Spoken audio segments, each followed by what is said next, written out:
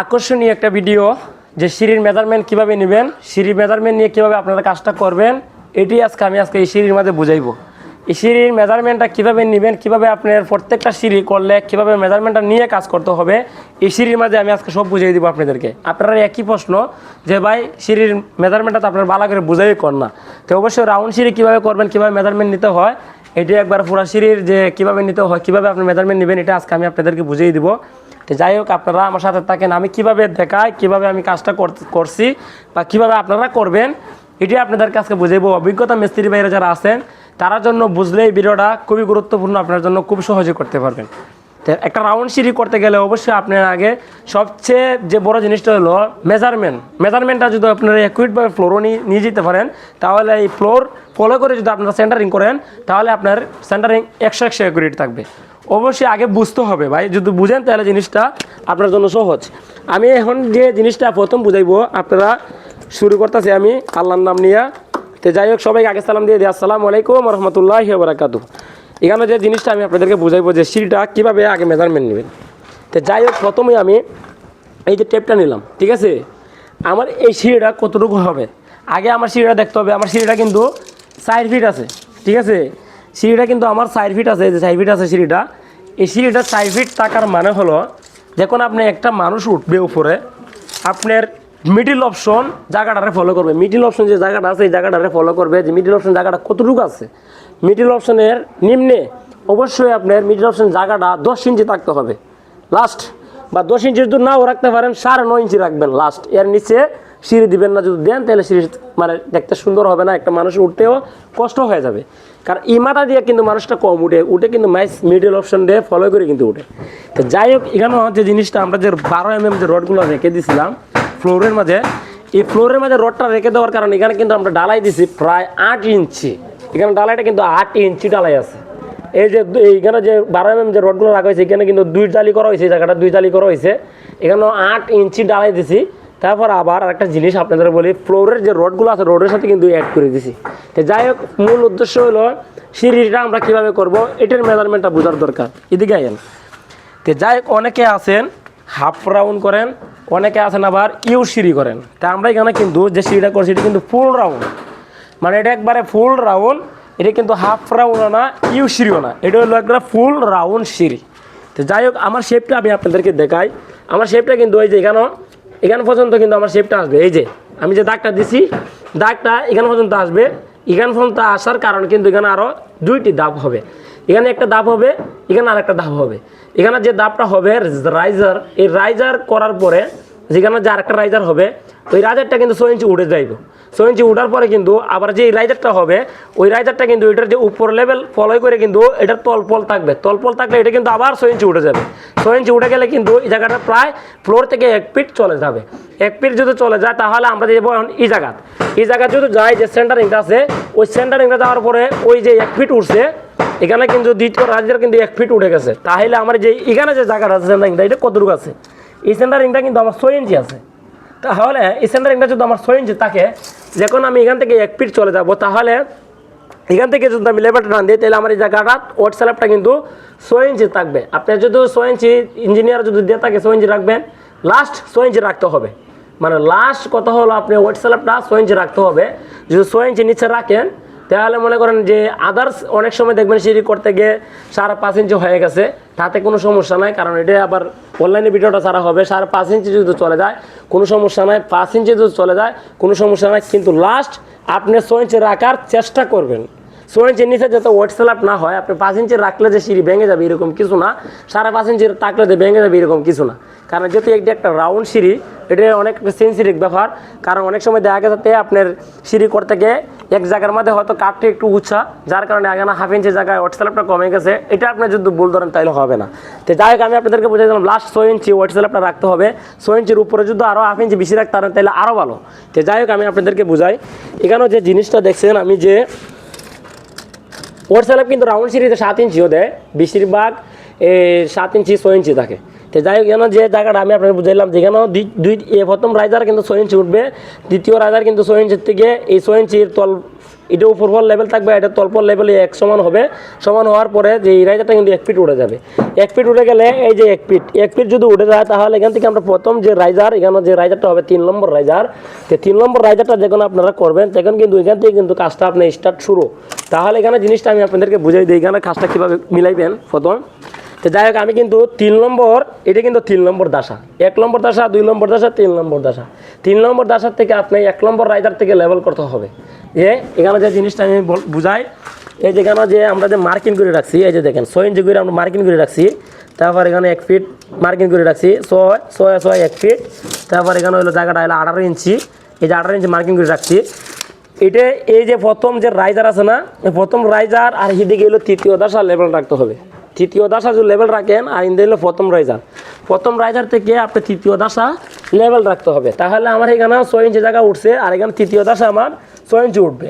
এভাবে আপনি যদি 21টা, এভাবে যদি এখান থেকে যদি আপনি 21টা ভাগ করেন, তাহলে এখানে আপনি যে জায়গাটা ছাদের যে সেন্টারিং যে তল লেভেল, বটম লেভেল যেটা বলা হয়, টপ লেভেল না, টপ লেভেল হলে 10.5 ফিট হয়ে যাবে। এটা হলো বটম লেভেল, সেন্টারিং থেকে বটম লেভেল যদি আপনি 10 ফিট থাকে, তাহলে আপনি 6 ইঞ্চি করে যদি রাইজার হিসাব করেন, 6 ইঞ্চি করে যদি রাইজার হিসাব করেন, তাহলে আপনার এখানে 21টা, মানে 21টা ধাপ হবে। 21টা ধাপে বলতে 21টা রাইজার হবে, 21টা রাইজার হবে, 20টা ধাপ হবে, যেটার মধ্যে আমরা পাড়াতে উঠবো, এটার বলা হয় টেট। যেটাতে আমরা পাড়াতে উঠবো, এটার বলা হয় টেট।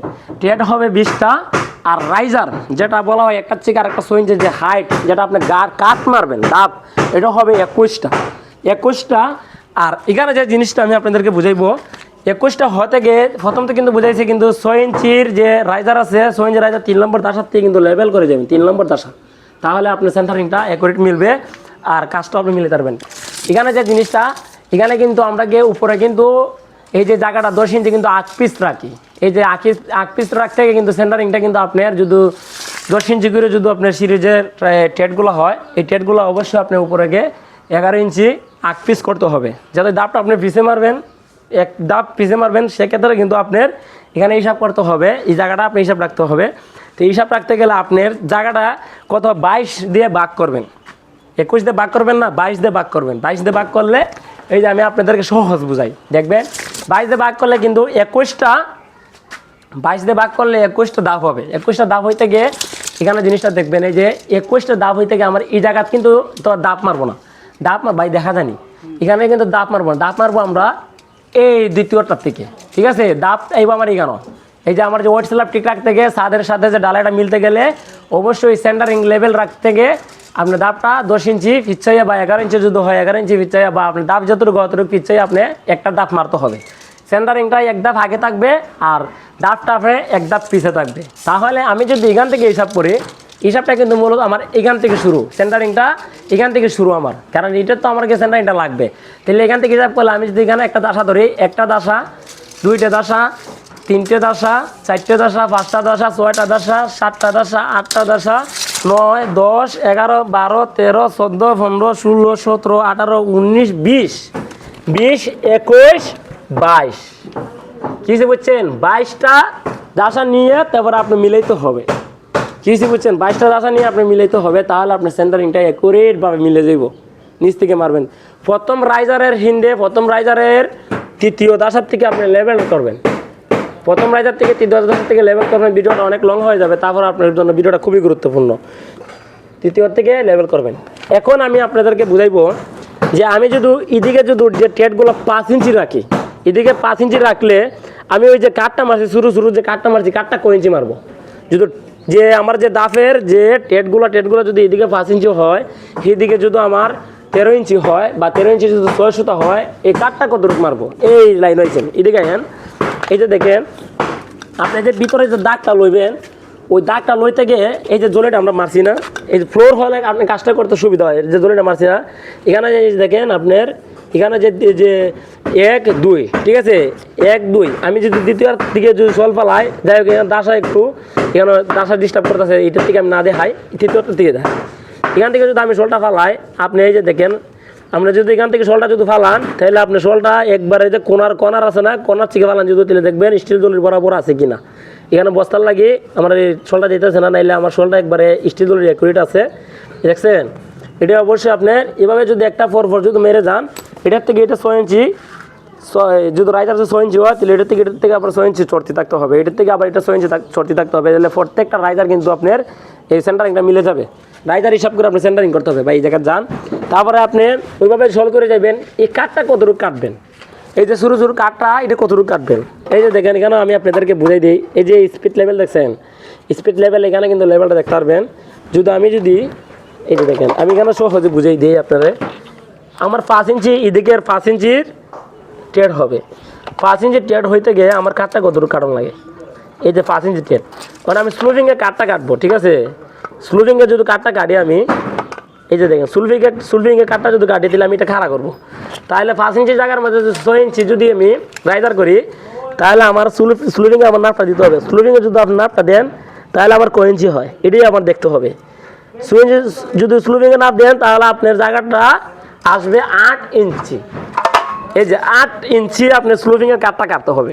এই যে স্লুভিংয়ের কাঠটা আছে না, এটা আপনার 8 ইঞ্চি করে কাটতে হবে, প্রত্যেকটা কাঠ যদি 8 ইঞ্চি করে কাটেন। এইভাবে সেম যদি আপনি 7 ইঞ্চি দাগ দিয়ে স্পিড লেভেল ধরবেন, ধরার পরে আপনি নাপটা দিবেন স্লুভিং এখানে কতটুকু আসলে এক নাপে কাঠটা কাটতে হবে, তাহলে দেখবেন আপনার কাজটা একই মিলে দেবো। সেম ইন্ডে যেভাবে নাপটা দিছি ঠিক আছে এইভাবে সেম। যেমন ধরেন আমি এখানে আমার আইব 13 ইঞ্চি 6 সুতা করে সিঁড়ির দাপটা, 13 ইঞ্চি 6 সুতা যদি হয় 13 ইঞ্চি আমি 6 সুতা দাগ দিলাম, ঠিক আছে, 13 ইঞ্চি 6 সুতা দাগ দিলাম। তাহলে আমি যদি স্পিড লেভেলটা কারা করি তাহলে আমার 13 ইঞ্চির মধ্যে 13 ইঞ্চি 6 সুতার মধ্যে আমার 6 ইঞ্চি যদি স্লুভিং করি, 6 ইঞ্চি স্লুভিং করলে আমার দাপটা কাঠটা কতটুকু কারণ লাগে, এই যে দেখেন 15 ইঞ্চি কাটা লাগে। 15 ইঞ্চি আপনি 6 ইঞ্চি স্লুভিং দেন, 15 ইঞ্চি কাটতে হবে। 13 ইঞ্চি 6 সুতা যদি হয় তাহলে এখানে আমার আর বাড়তি কাটা লাগতেছে 1 ইঞ্চি 2 সুতা, 1 ইঞ্চি 2 সুতা বাড়তি কাটতে তারপর আপনার প্রত্যেকটা কাঠ আপনি মিলাইতে হবে। এটা হলো কাজের নিয়ম, আর এটা হলো আপনার অ্যাকুরেট নাপ সিঁড়ির ক্ষেত্রে, এটা হলো অ্যাকুরেট নাপ। আর এখানেও আপনাদের সবটাই বুঝিয়ে দিতেছি। তারপরে আবার বলি, রাউন্ড সিঁড়ি যখন করবেন আপনারা এই যে দাসা দেখছেন, ওই দাসা একই দাসা, একটা দাসা এই মাথা যেহেতু লেভেল থাকবে, যে রাইজারগুলো এখানে দাগাইবেন আমরা কিন্তু কলমে মার্কিং করে নিছি সব, এই যে কলমের সব কিন্তু মার্কিং করে নিছি। এই কলম থেকে কিন্তু আমরা লেভেল টানছি, মার্কিং করে নিছি কলমে সব। এই কলম থেকে আমরা লেভেল টাইনে কিন্তু সেন্টারিংটা কমপ্লিট করছি। এই কলম থেকে আপনি লেভেল আনবেন, এদিকে দেখেন ভাই, এই কলম থেকে লেভেল আনবেন, লেভেল আনার পরে মাথার দাসা লেভেল করছেন, আবার হি মাথাও অ্যাকুরেট লেভেল থাকতে হইব, একই দাসা দুনো মাথায় এক লেভেল থাকতে হবে। তারপর আপনি দেখেন এখানে আমি যে দাসার মধ্যে আমি স্পিড লেভেল করে দেখাই, যত দেখা যায় না তারপর আমি দূরে দেখাইতেছি, কারণ এখানেও দাসাটা ফলো করতে হইব। এই যে দেখেন এখানে এই যে দাসাটা আছে, দাসাটা দেখেন, দাসাটা কিন্তু আমার স্পিড লেভেল কিন্তু